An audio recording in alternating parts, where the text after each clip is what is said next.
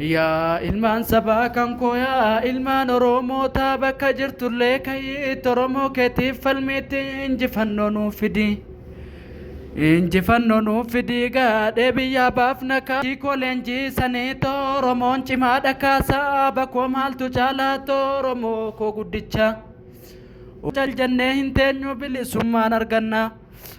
Bilisummaan argannaatti walabummaa labsinaatti injifannoodhaan galleetti injifannoodhaan gallee. Yaa Rabbi yaa guddaa koo dhugaa saba koo kanaa gannaa baasii hadaraa sin kadhadha yeroo dheeraa. An takkaa gad hin teenye saba kootiidhaaf jedheen halkanii guyyaa jooree roorroo natti hammaatus cal jedhee gad hin teenye. Saamni koollee hidhamuu qabeenya irraa saamamuu dachee isaarraa buqqa'ee biyya ormaatti godaaneet jireenya illee wallaalee. Akkamiin jiraan akkaatti wallaallee bara kanaatti wallaallee bara kana.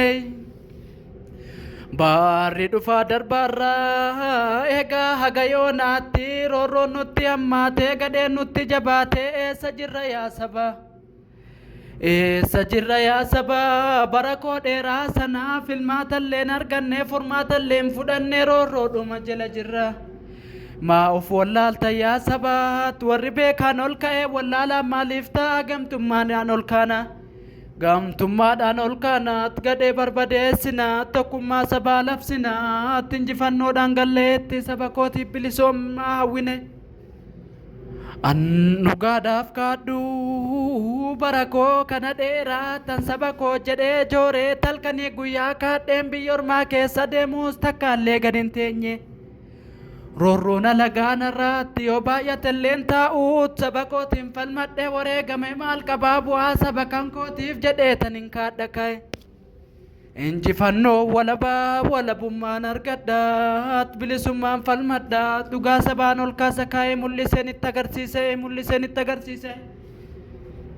Yaa saba koo ka gaara gubbaa wooboo kan koo sabee kuulola gaaraay siif jedhee tan joora halkaniif guyyaa. Yaa saba koo si malee maalin qabaa.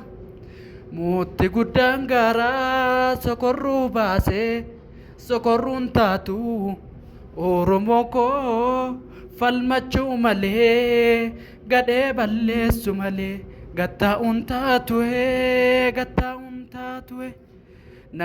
Naqamteerraa Wallagga buunaa Wallagga buunaa Finfinneerraa Jimma koo dhaqnaa.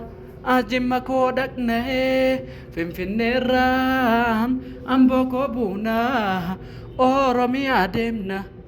Handhuura koo hin dagadhu Finfinneetti nin gala ka'e gadhee barbadeessuuf halkanii guyyaa jooree olii gad illee kaa'u irbuu sabaa qabaadhe.